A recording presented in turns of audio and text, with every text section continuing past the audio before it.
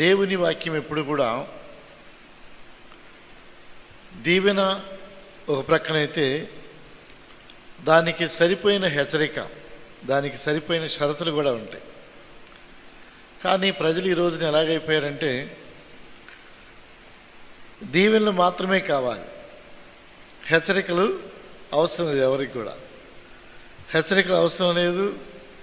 మరి కష్టం, ప్రాముఖ్యంగా కష్టం అంటే సుఖవంతమైనటువంటి జీవితానికి మనం అలవాటు పడిపోవడానికి ప్రయత్నం చేస్తున్నాం. కానీ మనం అనుకున్నంత తేలిగ్గా క్రైస్తవం ఈ రోజున లేదు. ఆటపాటలతో సమయాన్ని వ్యర్థపరచుకుంటూ, సమయాన్ని గడిపేస్తూ, ఏదో ఒక క్యాలెండర్ ఇయర్ అలాగా జరిపించుకుంటూ ఒకవేళ ఉన్నట్లయితే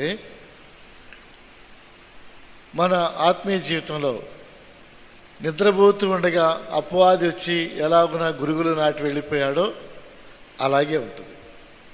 కాబట్టి మనం చాలా జాగ్రత్తగా ఉండాల్సినటువంటి సమయంలో మనం ఉన్నాం. ఇర్మియా ప్రవక్త, ఈయనకున్నటువంటి పేరు వీపింగ్ ప్రాఫెట్ అంటాం, అంటే విలాప ప్రవక్త అని ఈయనకున్నటువంటి పేరు. ఆయన బహుగా దుఃఖిస్తూ వచ్చాడు. ఇశ్రాయేలు రాజ్యాన్ని గురించి, యూదా రాజ్యాన్ని గురించి, రెండు రాజ్యాలను గురించి ఆయనకు చింత ఉంది. ఎందుకంటే పేరుకు రెండు రాజ్యాలే, కానీ ఆ రెండు ఒకటే, ఒకానొకప్పుడు ఒకటే.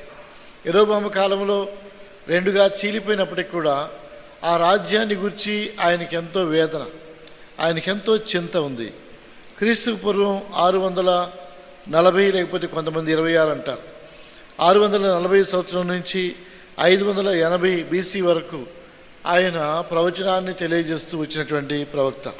లెమెంటేషన్స్ అంటే విలాప వాక్యాలు కానీ, ఇర్మియా గ్రంథం కానీ, ఈ రెండు కూడా ఈయన రాసినటువంటి గ్రంథాలు, ఈయన యొక్క ప్రవచనాలు.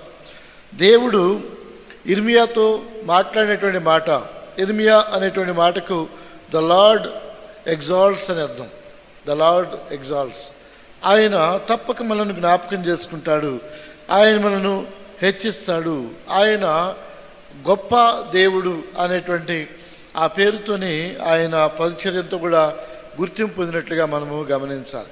ఇలాంటి ప్రవక్త దేవుని కోసమై ఏడ్చి, అంటే దేవుని ప్రజల కొరకై ఏడ్చి దుఃఖించి వారిని ప్రతినిత్యం కూడా హెచ్చరిక చేస్తూ, ఇదిగో మీరు గతంలో ఇలాగున్నారు, ఈ రోజున ఇలాగున్నారు, రేపు ఇలాగ ఉండబోతున్నారు, కాబట్టి దానికోసమై ఈ రోజున మనం ఏం చేయాలి, ఇది ఈయన మాట్లాడిన మాట.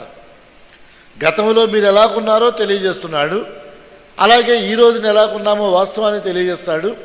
రాబోయేటువంటి దినాల్లో మనం ఎలాగ ఉండబోతున్నామో దానికోసమైనటువంటి నిరీక్షణను ఆయన తెలియజేస్తూ మాట్లాడినటువంటి మాటలు. ఇర్మియా గ్రంథం 2వ అధ్యాయంలో ప్రాముఖ్యంగా, మరియు యెహోవా వాక్కు నాకు ప్రత్యక్షమై ఇలాగు సెలవిచ్చెను. దేవుని వాగ్దానం, దేవుని వాక్కు ఆయనతో మాట్లాడుతూ, నీవు వెళ్ళి యెరూషలేము నివాసులతో ఇలాగున మాట్లాడు. యెరూషలేము నివాసులు అనగా యూదా రాజ్యము. యూదా రాజ్యం, ఇశ్రాయేలు ప్రజల్లో 12 గోత్రాలు ఉంటాయి. 12 గోత్రాలలో 2 గోత్రాలు దక్షిణ రాజ్యం, దక్షిణ రాజ్యానికి రాజధాని యెరూషలేము. ఉత్తర రాజ్యానికి 10 గోత్రాలు ఉన్నాయి, 10 గోత్రాలకు రాజధాని షోమ్రోను లేకపోతే సమరయ. ఇక్కడ మనం గమనించాలి, పైన ఉన్నటువంటి రాజ్యాన్నేమో, ఉత్తర రాజ్యాన్నేమో ఇశ్రాయేలు రాజ్యం అన్నారు, క్రింద ఉన్నటువంటి రాజ్యాన్ని అంటే యూదా రాజ్యాన్ని, ఆ 2 గోత్రాల రాజ్యాన్ని యూదా రాజ్యం అన్నారు. యూదా రాజ్యమైనా లేకపోతే ఇశ్రాయేలు రాజ్యమైనా కానీ దేవుని దృష్టిలో రెండు కూడా ఒకటే. 1వ అధ్యాయంలో మీరు చూడండి, దీనికి ఉన్నటువంటి ఆ ముందుకున్నటువంటి వచనాన్ని మనం ఇక్కడ గమనిస్తాం. చూడండి 15వ వచనంలో, 1వ అధ్యాయము 15వ వచనంలో, ఇదిగో నేను ఉత్తర దిక్కునున్న రాజ్యముల సర్వవంశస్థులను పిలిచెదను, వారు వచ్చి ప్రతివాడును యెరూషలేము గుమ్మములలోను యెరూషలేము చుట్టూనున్న ప్రాకారములన్నిటికీ ఎదురుగాను యూదా పట్టణములన్నిటికీ ఎదురుగాను తమ సింహాసనములను స్థాపింతురు. వాళ్ళందరూ కూడా యెరూషలేము దగ్గరికి వస్తారు. అంటే మీరు ఎప్పటికీ కూడా ఒకటే, మీరు ఎప్పటికి కూడా ఒకే రాజ్యంగా చేయడమే నా యొక్క ఉద్దేశము అని దేవుడు మాట్లాడడాన్ని ఇక్కడ మనం గమనిస్తూ ఉంటాం. ప్రభునందు ప్రియమైన వారలారా, అయితే యెరూషలేము నివాసులతో నీవిలాగున ప్రకటన చెయ్యి. ఏమని ప్రకటన చేయాలంటే, ఇదిగో నీవు అరణ్యములో నన్ను వెంబడించినటువంటి సంగతిని నేను జ్ఞాపకం చేసుకుంటున్నాను. ఆ రోజున చూడండి ఒకసారి, ఇదిగో నీ యవ్వన కాలములో నీవు చూపిన అనురాగమును, నీ వైవాహిక ప్రేమను నేను జ్ఞాపకము చేసుకొనుచున్నాను.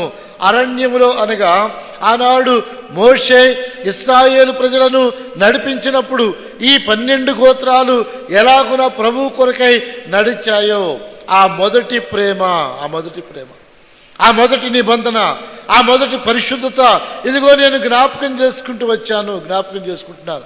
నేను మర్చిపోలేదు. కొన్నిసార్లు అక్కడక్కడ మీరు పడిపోతూ వచ్చినప్పటికి కూడా నేను నిన్ను మర్చిపోలేదు, నేను మరలా నిన్ను జ్ఞాపకం చేసుకుంటున్నాను.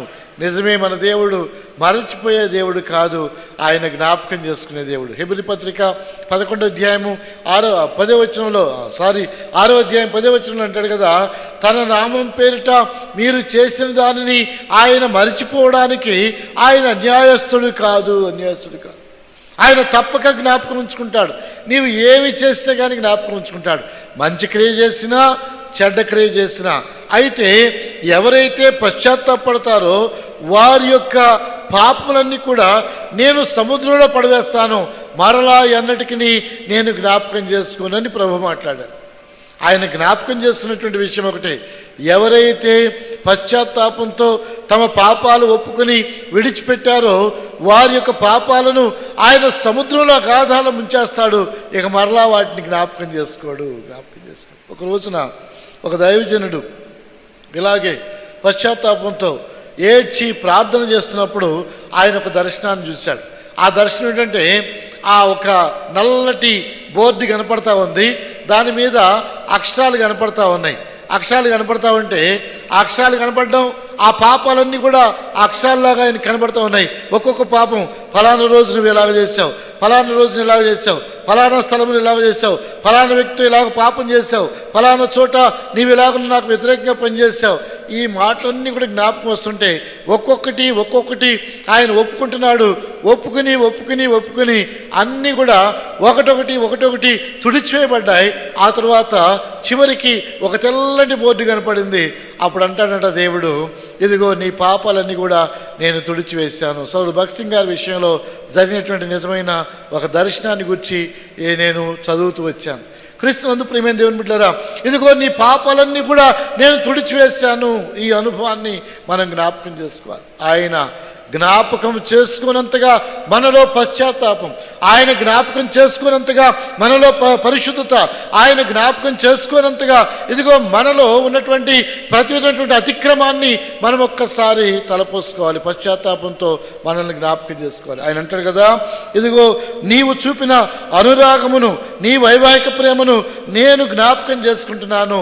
ఆ రోజున నీవు ఎలాగున్నావంటే, నీవు ప్రతిష్ఠితమైన జనముగా, ఇంగ్లీష్ బైబిల్లో హోలీ నేషన్ అనే మాట వాడతాడు, హోలీ పీపుల్ అనే మాట వాడతాడు. కాబట్టి ఆయన మనల్ని చూసినప్పుడు ఆయన ఏం జ్ఞాపకం చేసుకుంటున్నాడంటే, ఈ రోజున ఈ ప్రజలు ఎలాగున్నారంటే పూర్వకాలంలో ఉన్నట్లుగా పరిశుద్ధులుగా లేరు, పూర్వకాలంలో ఉన్నట్లుగా హోలీనెస్ వారిలో లేదు. వారు ఒకానొకప్పుడు ప్రథమ ఫలముగా అంటే పరిశుద్ధమైనటువంటి జనాంగముగా వారు కొనబడ్డారు. కానీ ఆ సంగతి వారు మర్చిపోయారు. మీరు 2వ అధ్యాయంలో చూడండి, ఇశ్రాయేలు లేక ఎఫ్రాయిము కొనబడిన దాసుడా, అమ్మబడిన దాసుడా, ఎందుకు ఇలాగైపోయాడు? ఎందుకు ఈ రోజున ఇలాగున్నాడు? నీవు వ్యర్థమైన దాన్ని అనుసరించడానికి నీకేమి కలిగింది అంటే, నీవు మొదటి ప్రేమను మర్చిపోయావు, ఆ మొదటి నిబంధనను నీవు మర్చిపోయావు. నీవు అనేక సార్లు పడిపోతూ వచ్చావు. నీవేమనుకుంటున్నావంటే, నీవు ప్రథమ ఫలం అనే సంగతినే మర్చిపోయావు. అసలు నీవు పరిశుద్ధులు అనే సంగతినే నీవు మర్చిపోయావు. నీవు నీలో ఉన్నటువంటి పరిశుద్ధత కానీ, నీవు దేవుని కొరకై ప్రత్యేకమైనటువంటి జనాంగం అనే సంగతిని కానీ నీవు మర్చిపోతూ వచ్చావు. కానీ నేను మర్చిపోలేదు. నీవు మర్చిపోయినా నేను మర్చిపోలేదు. క్రీస్తునందు ప్రియమైన దేవుని బిడ్డలారా, ఈ మధ్య కాలంలో కేరళలో ఒక బెగ్గర్ని ఒక ఆమె గుర్తుపట్టింది. ఆమె చూసింది. ఆ బెగ్గర్ దగ్గరికి వెళ్ళి ఆమెను గుర్తుపట్టి ఆమెను శుభ్రంగా ఇంటికి తీసుకెళ్ళి వాళ్ళందరినీ కూడా పిలిచి ఆమెకు సంబంధించిన వాళ్ళందరినీ కూడా పిలిచి ఆమెను గూర్చి పెద్ద పార్టీ చేశారు. ఏమిటి విషయం అంటే, ఆమె ఒకానొకప్పుడు మ్యాథ్స్ టీచర్. ఆమె గడగడ ఇంగ్లీష్ మాట్లాడుతూ ఉంది. ఆమె ఒకానొకప్పుడు మ్యాథ్స్ టీచర్, వీళ్ళకి టీచర్గా పనిచేసిన ఆమె. కానీ కుటుంబ పరిస్థితులను బట్టి ఆమె బెగ్గరగా మారిపోయింది, ఎవరు చూసేవారు లేక. కానీ ఆ స్టూడెంట్ ఆమెను చూసి గుర్తుపట్టి, అయ్యో మా టీచర్ గారు ఇక్కడ ఉంది, తీసుకెళ్ళిపోయి ఆమెను తీసుకెళ్ళి తిరిగి ఆమెను వాళ్ళందరూ కలిసి ఆ స్టూడెంట్స్ అందరూ, ఆమె స్టూడెంట్స్ ఉన్న వాళ్ళందరూ కూడా తిరిగి ఆమెను పోషించడం ప్రారంభించారు.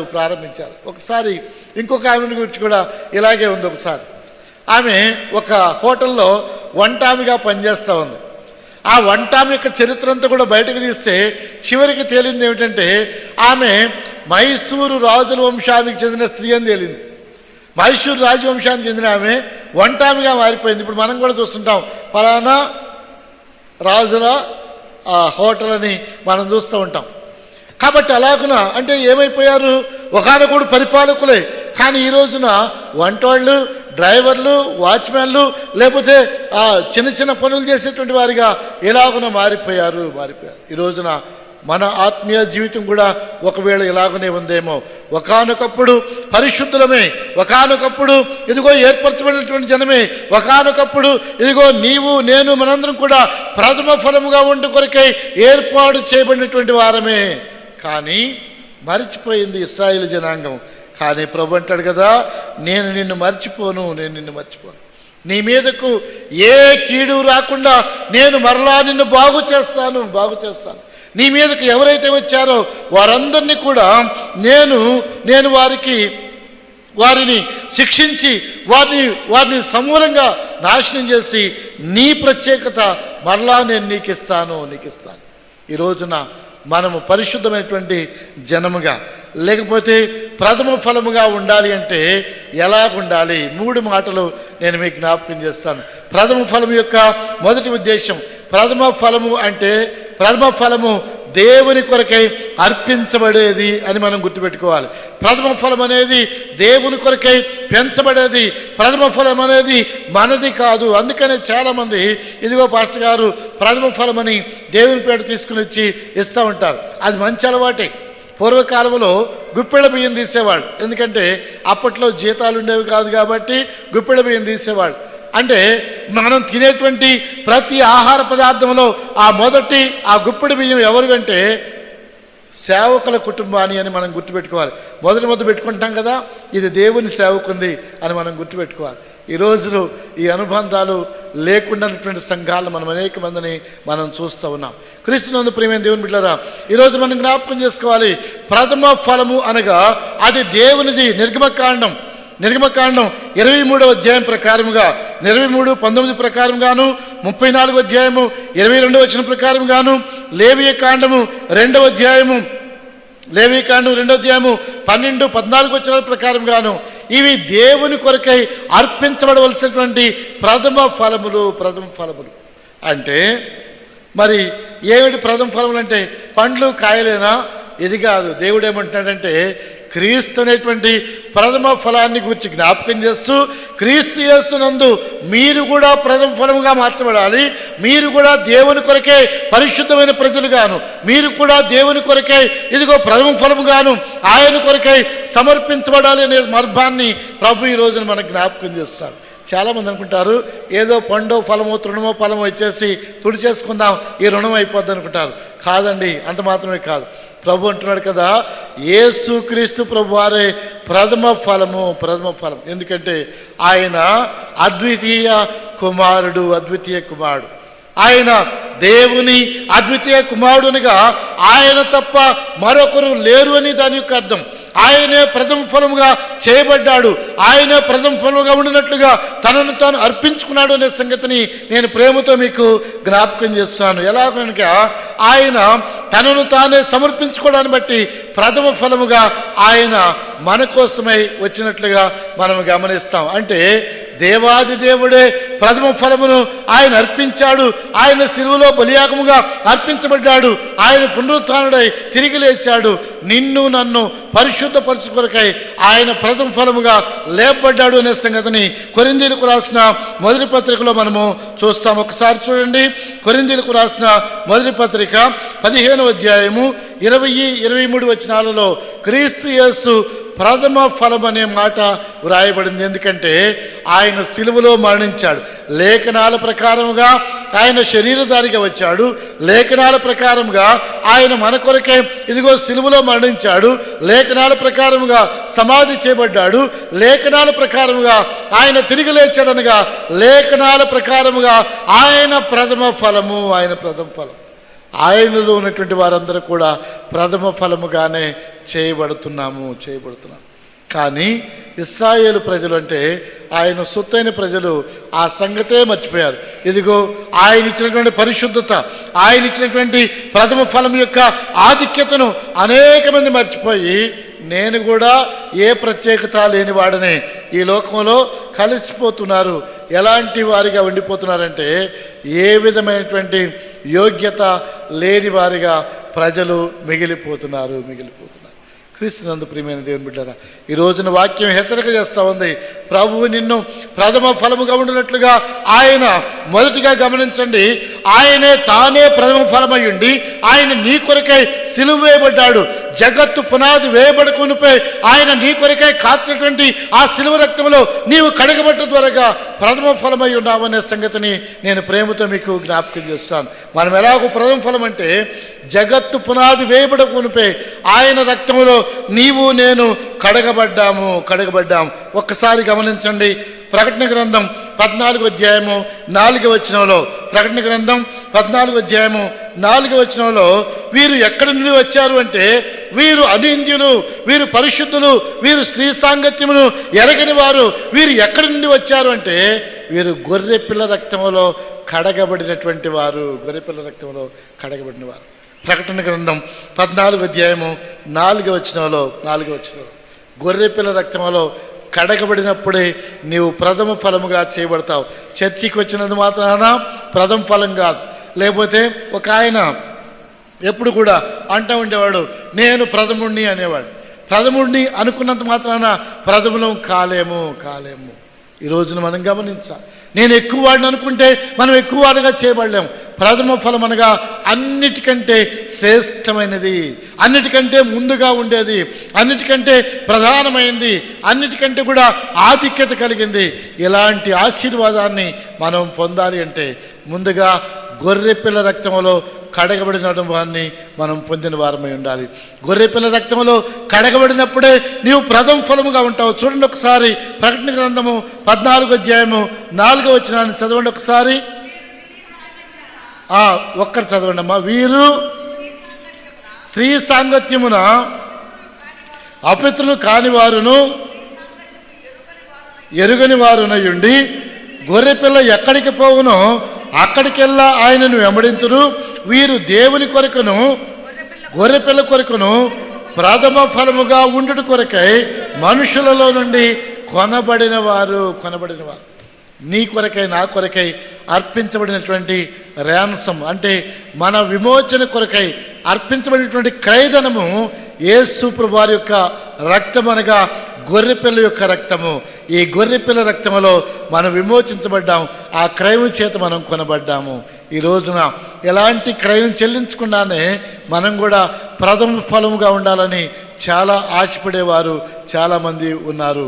అత్యాశ అవుతుంది కదా, అత్యాశ అవుతుంది. అంటే ఏ క్రయం చెల్లించకుండా నీవు ఎలాగునా ప్రథమ ఫలంగా ఉండగలవు? యేసు ప్రభువారు దేవుడు తానే ప్రథమ ఫలముగా నీ కొరకై నా కొరకై గొర్రెపిల్లగా ఈ లోకానికి దిగివచ్చి ఆయన రక్తాన్ని కార్చి నిన్ను నన్ను ఆ రక్తంలో కడగడానికి ఇష్టపడుతుంటే, ప్రభువా నీ రక్తంలో నేను కడగబడను, నేను దూరంగానే ఉంటాను, కానీ నన్ను మాత్రం ప్రథమ ఫలముగా ఎంచు ప్రభువా.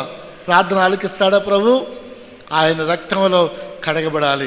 వీరు స్త్రీ సాంగత్యము ఎరగని వారు. వీరు గొర్రెపిల్ల ఎక్కడికి వెళుతుందో అక్కడికి వెళ్ళేటువంటి వారు. అలాంటి వారిని గురించి వాక్యం తెలియజేస్తుంది. వీరు ప్రథమ ఫలముగా ఉండ కొరకై లోకములో నుండి గొర్రెపిల్ల రక్తము చేత కొనబడిన వారు.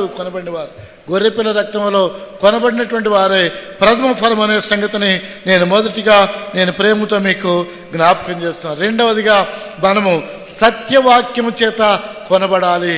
రక్తములో కడగబడాలి, వాక్యము చేత కొనబడాలి, వాక్యం చేత హెచ్చరించబడాలి, వాక్యం చేత నడిపించబడాలి, వాక్యం చేత మనల్ని మనము శుద్ధీకరించుకోవాలని వాక్యం మనకు జ్ఞాపకం చేస్తుంది. లేఖనాల ప్రకారంగా ఇదిగో దేవుని సత్యవాక్యము చేత మనల్ని మనము సమర్పించుకున్న వారిగా లేక సరిచేయబడిన వారిగా ఉండాలి. చూడండి ఒకసారి యాకోబు పత్రిక 1వ అధ్యాయము 18వ వచనం. యాకోబు పత్రిక 1వ అధ్యాయము 18వ వచనంలో ఇశ్రాయేలు ప్రజల కొరకైతే ఆయన ఇదిగో బలియాగాలను ఆయన ఏర్పాటు చేశాడు. మన కొరకైతే ఆయనే బలియాగముగా అర్పించబడ్డాడు. ఆయన రక్తంలో కడగబడ్డ ద్వారాగా ప్రథమ ఫలంగా చేయబడ్డాం. రెండవదిగా ఆయన వాక్యము చేత నడిపించబడినప్పుడు ప్రథమ ఫలముగా చేయబడతాం. 1:18 యాకోబు పత్రిక. ఆయన తాను సృష్టించిన వాటిలో మనము ప్రథమ ఫలముగా ఉండునట్లు సత్యవాక్యం వలన మనలను తన సంకల్పం ప్రకారము కనెను.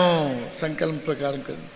సత్యవాక్యమును బట్టి సత్యవాక్యం వలన మనలను ఆయన కనెను. ఈ రోజున సత్యవాక్యమును వింటున్నావా? సత్యవాక్యమును అంగీకరిస్తున్నావా?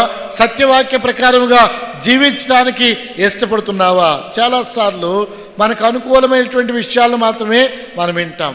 మనకు అనుకూలమైనటువంటి వాటిని పాస్టర్లు అట్లా చెబుతారులేండి, వాళ్ళు ఏదో చెప్పింది చెబుతారు, మనమైతే ఇలాగే ఉండాలి. ఎందుకంటే మనకు అనుకూలమైన వాటిని మాత్రమే మనం తీసుకుంటుంటాం. సత్యవాక్యం వలన ఆయన మనలను కన్నాడు. 1 ఆయన రక్తములో కడగబట్ట ద్వారాగా నిన్ను నన్ను ప్రథమ ఫలముగా చేశాడు. గొర్రెపిల్ల రక్తంలో కడగబడిన వారే కొనబడిన వారే ప్రథమ ఫలం అనే మాటను నేను మీకు జ్ఞాపకం చేస్తాను. రెండవది సత్యవాక్య ప్రకారముగా ఎవరైతే జీవించడానికి ఇష్టపడ్డారో వారే ప్రథమ ఫలము. వాక్యము మనలో పనిచేయాలి, వాక్య ప్రకారంగా జీవించాలి. ఏది చేసినా వాక్యానుసారంగా సరి చేసుకోవాలి. యవ్వనస్తులు దేని చేత తమ నడతను శుద్ధిపరచుకుందరనగా నీ వాక్యమును బట్టి దానిని సరిచూసుకోవడాన్ని బట్టే కదా వాక్యం తెలియజేస్తుంది. వాక్యమును ఉదక స్నానంలో సంఘము కడగబడాలి. పొడుపు కథలతో కాదు, కట్టు కథలతో కాదు, 4 కొటేషన్స్తో కాదు, 4 పాటలతో కాదు, 4 గంతులతో కాదు, వాక్యము చేత కనబడినటువంటి సంఘముగా ఉండాలి. వాక్యమును విని దాన్ని కోసమై హత్తుకున్నారు ప్రభువును. అలాగనే అపోస్తులను వాక్యము నిమిత్తమై హత్తుకున్నటువంటి సంఘాన్ని ప్రథమ శతాబ్దాల్లో మనం చూస్తూ వచ్చాం. క్రీస్తునందు ప్రియ దేవుని బిడ్డారా, ఈ రోజున వాక్యమే బేస్గా ఉన్నటువంటి సంఘాలు ఉంటున్నాయా అంటే చాలా కష్టం. వాక్యాన్ని కాకుండా దేవుని సంఘాన్ని ఇదిగో సిద్ధాంతాల మీద కట్టేటువంటి వారిని అనేక మందిని మనం చూస్తూ ఉన్నాం. వాక్యము బేస్ అయి ఉండాలి, వాక్యము పునాది అయి ఉండాలి. ఎందుకనగా అదిగో ఆ సంఘమునకు ఆయన మూలరాయిగా పునాది రాయిగా ఉన్నాడని వాక్యం తెలియజేస్తుంది. వాక్య స్వరూపి వాక్యమైన దేవుడు మనకు పునాది అని వాక్యం మనకు తెలియజేస్తుంది. రెండవదిగా మనం చూస్తూ ఉన్నాం. రెండవదిగా వాక్య ప్రకారముగా కనబడిన వారే ప్రథమ ఫలముగా ఉంటారు. అలాంటి వారికి ఆత్మ యొక్క ప్రథమ ఫలములు వారికి ఇవ్వబడతాయని రోమాపత్రిక 8వ అధ్యాయము 23వ వచనం మనకు తెలియజేస్తుంది. ఆత్మ యొక్క ప్రథమ ఫలము చేత నింపబడిన వారిగా ఉన్నవారే వారే నిజమైన ప్రథమ ఫలమై ఉన్నారు. వారే పరిశుద్ధమైనటువంటి జనాంగమై ఉన్నారు. ఆత్మ ఎవరికంటే వారికి ఇవ్వబడదు. ఎవరైతే ముందుగా గొర్రెపిల్ల రక్తంలో కడగబడినటువంటి వారికి ఉన్నారో, ఎవరైతే వాక్యము చేత తమ జీవితాన్ని తమ నడతను శుద్ధీకరించుకోవడానికి ఇష్టపడిన వారికి ఉన్నారో, ఎవరైతే ఇదిగో ఆత్మ ప్రకారంగా జీవించడానికి ఇష్టపడి ప్రభువుకు సమర్పించుకున్నారో వారికే ప్రథమ ఫలముగా ఆత్మ ఫలము ఇవ్వబడుతుందనే సంగతిని నేను ప్రేమతో మీకు జ్ఞాపకం చేస్తాను. ఈ రోజున మనం ఇలాంటి అనుభవంలో ఉన్నామా? పరిశుద్ధమైన జనముగా ఉంటాం. ఇశ్రాయేలు ప్రజలారా, ఇదిగో నేను మొదట మీరు చేసినటువంటి ఆ నిబంధనను నేను జ్ఞాపకం చేసుకుంటున్నాను. ఇదిగో అరణ్యంలో నీవు నన్ను వెంబడించావు, మంచిదే. కానీ ఆ తరువాత వ్యర్థమైన దానిని అనుసరిస్తూ వచ్చావు. నీవు వ్యర్థమైన దాన్ని అనుసరించడానికి, నీవు ఇలాగున వెళ్ళడానికి ఏమి కారణం? చూడండి ఒకసారి 5వ వచనంలో యెహోవా ఇలాగూ సెలవిస్తున్నాడు, నా యందు ఏ దుర్నీతి చూసి మీ పితరులు వ్యర్థమైన దాన్ని అనుసరించి తాము వ్యర్థులకున్నట్లు నా యొద్ద నుండి దూరముగా తొలగిపోయేది. ఏమీ లేదే, కానీ మీరు తొలగిపోయారు. ఎందుకంటే మీరు పరిశుద్ధమైన వారిగా ఉండకుండా, మీరు ప్రథమ ఫలముగా ఉండకుండా, మీరు ఇదిగో నా నిబంధన మీరిన ప్రజలుగా మీరు అరణ్య మార్గంలో ఎటో వెళ్ళిపోయారు. అయితే ప్రభు మనల్ని మరలా జ్ఞాపకం చేసుకుంటున్నాడు. ఆనాడు ఇశ్రాయేలు ప్రజల్ని కాదు, ఈనాడు అన్య జనాంగమైన మనల్ని కూడా ఆయన జ్ఞాపకం చేసుకుని నూతన ఇశ్రాయేలుగా ప్రథమ ఫలముగా ఆయన మనను చేయుట కొరకై ఈ లోకానికి ఆయన శరీరధారిగా వచ్చాడు. నీ కొరకై, నా కొరకై సిలువలో రక్తం కార్చాడు. ఆయన గొర్రెపిల్లగా కాచినటువంటి ఆ రక్తంలో నిన్ను నన్ను కడిగాడు, పవిత్రపరిచాడు. ఇది మొదటిది. రెండవదిగా మనం చూస్తూ ఉన్నాం, ఇదిగో ఆయన తన వాక్యం చేత మనల్ని శుద్ధీకరించాడు. ముడత మచ్చ కళంకం లేని సంఘముగా ఆయన మనల్ని ప్రతిష్ఠించుకున్నాడు. మూడవదిగా ఆయన ఆత్మఫలం అనగా ప్రథమ ఫలమైనటువంటి ఆత్మఫలము చేత మనల్ని నింపి ముద్రించి ఆయన రాకడ కొరకై ఆయన మనల్ని సిద్ధపరుస్తున్నాడు. ఇక మరొకటి లేదు. ఇక ఆత్మలో కడగబడకపోయినట్లయితే ఇక మరో రక్షించబడేటువంటి అవకాశమే లేదు. కాబట్టి ఈ రోజున మనం జ్ఞాపకం చేసుకోవాలి. ఈ శిలువ ధ్యానము మనకేమి జ్ఞాపకం చేస్తుంటే, ఇదిగో నీవు దేవుని కొరకై పరిశుద్ధమైన వాడవు, దేవుని కొరకై ప్రతిష్ఠించబడిన వాడవు, నీవు దేవుని కొరకై ప్రథమ ఫలము, దేవుని కొరకై ప్రథమ ఫలముగా ఉండినట్లుగా ఇదిగో నీవు రక్తంలో అనగా శిలువ రక్తంలో కడగబడిన అనుభవం ఉన్నదా? ఇదిగో ప్రథమ ఫలముగా ఉండినట్లుగా నీ జీవితంలో ఇదిగో వాక్యం చేత కడగబడిన అనుభవం ఉన్నదా? ప్రథమ ఫలముగా ఉండినట్లుగా ఆత్మ చేత నడిపించబడేటువంటి ఆధిక్యత, ఆశీర్వాదము నీలో ఉన్నదా? ఒక్కసారి నీవే పరిశీలన చేసుకోవాలని నేను ప్రేమతో మీకు జ్ఞాపకం చేస్తూ ఈ కొద్ది మాటలను నేను ముగిస్తున్నాను. అలాగున చేయబడిన తరువాత మనం ప్రభు కొరకై సమర్పించబడతాం. ఆనాడు ప్రథమ ఫలములు ఎలాగున లేవీ కాండములో సమర్పించబడ్డాయో, ఆనాడు ఎలాగున ఆది సంఘములో సమర్పించబడ్డాయో, ఆనాడున యేసుక్రీస్తు అనేటువంటి ప్రథమ ఫలం ఎలాగున సమర్పించబడ్డాడో, అలాగునే మన జీవితం కూడా ప్రభు కొరకై ప్రథమ ఫలముగా సమర్పించబడతాము. ప్రభు కొరకైన సొత్తైన ప్రజలుగా జీవించేవారిగా మనం ఉంటాం. ఇది ప్రభు మనకిచ్చినటువంటి సందేశము. ప్రభు మిమ్మలను దీవించునుగాక. తలలు వంచండి, ప్రార్థన చేసుకుంటాం.